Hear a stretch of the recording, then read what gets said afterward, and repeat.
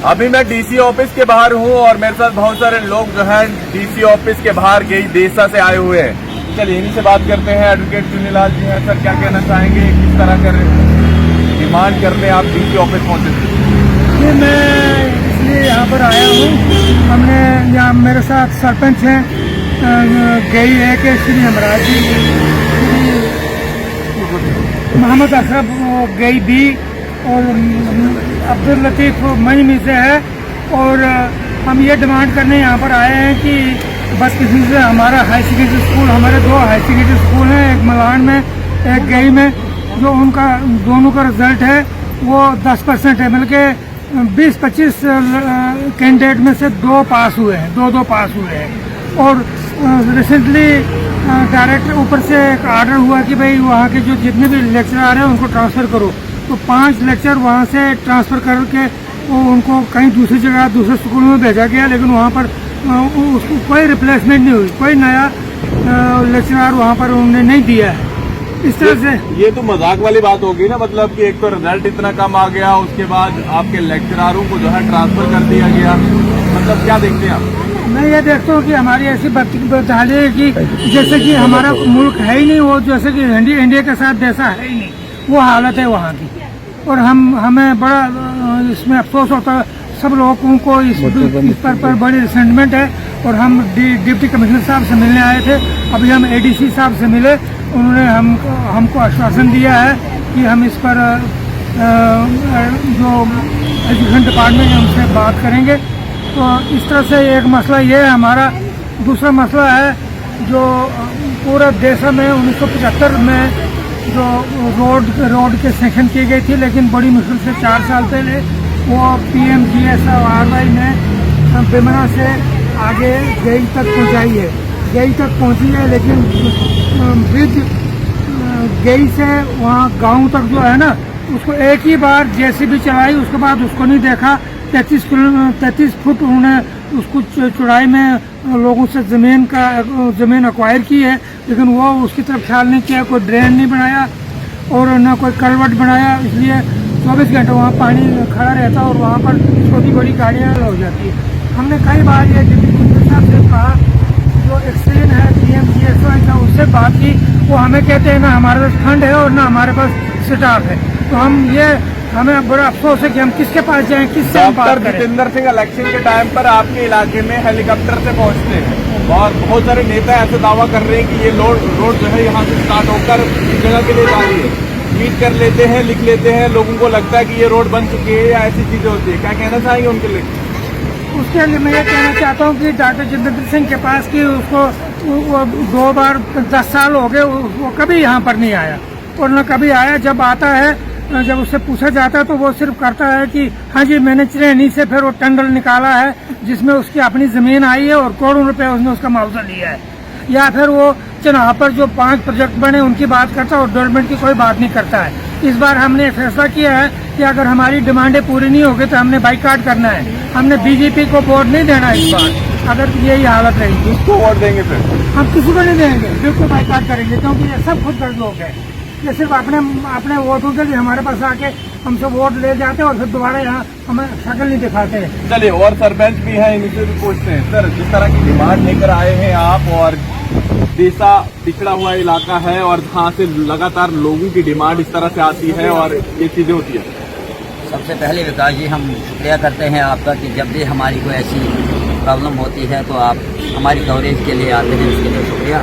सबसे पहले हमें एजुकेशन विभाग से बड़ी शर्मिंदगी लगती है। ओवरऑल देसा को आप देखेंगे, higher secondary school high school Bhata Deesa, higher secondary Malan, lower high school Mandi, overall पूरे असेंबली मलान देसा में आप अगर किसी भी स्कूल की बात करेंगे तो वहाँ का जो भी तालीमी अमला है उसको वहाँ से हटा के हायर सेकेंडरी स्कूल देसा से हाल ही आपने देखा होगा रिसेंटली आर्डर है 6 लेक्चरर्स को वहाँ से ट्रांसफर करके दूसरे स्कूलों में भेजा है, लेकिन हायर सेकेंडरी स्कूल देसा के लिए उनके पास कोई टीचर्स नहीं था। इसी तरह से लोअर हाई स्कूल मजबी की बात करें, जहाँ पे 10 क्लासें चल रही है, 8 टीचर है। इसी तरह से हायर सेकेंडरी स्कूल मलान की बात करें, वहाँ 3 टीचर हैं और 12 मेरे ख्याल में 12 से 13 क्लासें वहाँ पे चल रही है। 550 बच्चों की स्ट्रेंथ है वहाँ पे। इसी तरह से हाई स्कूल भाटा की बात करें तो 250 से 300 बच्चे वहाँ पे हैं और वहाँ भी 3 से 4 टीचर हैं। और एजुकेशन डिपार्टमेंट जो है वो हमारे साथ एक दूर दराज जो पिछड़ा हुआ इलाका है हमारे साथ मजाक कर रही है। जब भी हम सीओ साहब के पास गए या जेडीओ साहब के पास गए या यहाँ पे अपने डिस्ट्रिक्ट एडमिनिस्ट्रेशन में हायर अथॉरिटी के पास गए तो उन्होंने हमारे साथ एक मजाक किया है। हमारे इस वक्त बच्चों की जो बुनियादी तालीम है उसका फुकदान है। बच्चों को हमारी हायर सेकेंडरी के अंदर लेक्चरर्स, आज भी पिछले साल का अगर आप रिजल्ट देखेंगे तो हायर सेकेंडरी स्कूल देसा का रिजल्ट जो है 2% रहा है। वहाँ पूरे साल में बच्चों को खाली डांस कराया गया था, ढोल डफाले वहाँ पे बजते रहते थे और अक्सर वही ज्यादा प्रोग्राम होते थे। और बच्चों का जो पढ़ाई का जो ध्यान है, पार्टियों के साथ भी चलते होंगे, बहुत सारी पार्टियों से मिलते भी होंगे, जो सत्ता में है या बगैर सत्ता वाले लोग हैं, क्या कभी खड़े होते हैं आपकी इन डिमांडों के लिए? देखिए सर, जब भी हम अपने किसी लीडर के साथ खड़े होते हैं तो उनका यही कहना है कि आज की ब्यूरोक्रेसी है, जो ब्यूरोक्रेट करेंगे तो वही होगा, आज हम तक कुछ नहीं है। क्योंकि पार्टी ये कहती है हमारी सत्ता थ्री टायर सिस्टम है, 3 टायर सिस्टम है, पंचायती राज एक्ट है, आप सरपंच हैं। क्या इतनी ताकत वहाँ के इतने सरपंचों में नहीं है कि यहाँ की एडमिनिस्ट्रेशन को हिला सके?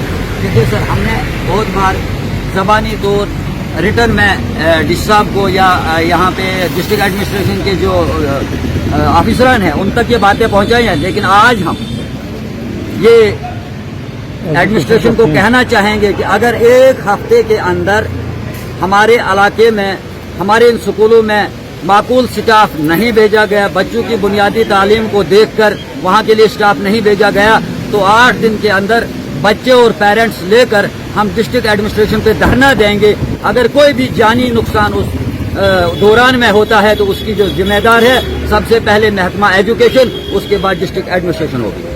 चलिए, बड़ी खबर है और लगातार वहाँ के लोग जो है इस तरह की डिमांड करते हैं। ये तमाम सरपंच हैं मेरे साथ। और जिस तरह से सर, एक आखिरी सवाल आपसे पूछना चाहूंगा, पॉलिटिकल पार्टियां जो है लगातार कुछ लिखती हैं कि हमने ये कर दिया, वो कर दिया, देसा क्या कोई देसा है? कोई देसा है, देसा में कोई कुछ नहीं हो रहा है। जो भी लीडर आता है सिर्फ बातें ही कर रहे हैं, उधर जमीनी तौर पर कोई कुछ नहीं करते हैं। पार्टी कुछ नहीं, कुछ पार्टी की तरफ से भी कोई कुछ नहीं है। हालांकि हम खुद भी बीजेपी के हैं, लेकिन ये बीजेपी लीडरशिप कुछ नहीं है, सिर्फ अपने लिए है, लोगों के लिए, गरीबों के लिए कोई कुछ नहीं हो रहा है। देखिए, सरपंच होने के नाते और 3 टायर सिस्टम है, पंचायती राज में आपका सबसे बड़ा ओहदा माना जाता है अपने पंचायत में। आपने कहा कि मैं बीजेपी के साथ हूँ, लेकिन बीजेपी भी जो है नहीं कर पा रही है जिस चीजों की जरूरत है आप लोगों को। तो नहीं, कोई कुछ नहीं हो रहा है, जमीनी तौर पर कोई कुछ नहीं हो रहा है। हमारे न लीडरशिप है, न लीडरशिप ही है, न कोई वहाँ का लीडर है। तो फिर आप लोगों को अपनी पार्टी के साथ क्यों जोड़ा जाता है इन लोगों को? बस ये लास्ट चांस है हमारी पार्टी को भी। हम यही बोलना चाहेंगे, अगर हमारी डिमांडें पूरी नहीं हुई तो हम इलेक्शन ही बाइकआउट कर देंगे। चलिए, ये देसा के सरपंच हैं, यानी यहाँ पर 3 सरपंच हैं और एडवोकेट चुनीलाल जी भी हैं। और जिस तरह से ये कह रहे हैं कि अगर इसी तरह चलता रहा तो आने वाले इलेक्शन जो है बाइकाट कर देंगे। और यहाँ की एडमिनिस्ट्रेशन नहीं सुन पा रही है और लगातार हम लोगों के साथ मजाक किया जा रहा है। और आपने ऐसी भी खबरें देखी थी जहाँ पर 540 बच्चे और 2 टीचर, यानी मजाक की भी हद होती है। और गवर्नर रूल, यानी जो 370 के बाद बदलाव की बात की गई थी, वो बदलाव जो है आज इन देसा में 25 बच्चों में सिर्फ 2 बच्चे पास होते हैं। यानी सोचिए कि रिजल्ट अगर 100% में से सिर्फ 10% इनके इलाके में आ रहा है तो वहाँ के बच्चे क्या करेंगे, अब देखना होगा। और 1 हफ्ते का टाइम दिया है यहाँ की एडमिनिस्ट्रेशन के लिए कि अगर 1 हफ्ते में अगर आप हमारी डिमांड पूरी नहीं करते हैं तो तमाम बच्चों को लेकर ये यहाँ डिस्ट्रिक्ट हेडक्वार्टर पर धरना करेंगे। और इसके बीच में अगर कुछ होता है तो इसकी जिम्मेवार यहाँ की एजुकेशन डिपार्टमेंट और साथ में यहाँ का एडमिनिस्ट्रेशन जिम्मेवार होगा। फिलहाल देखते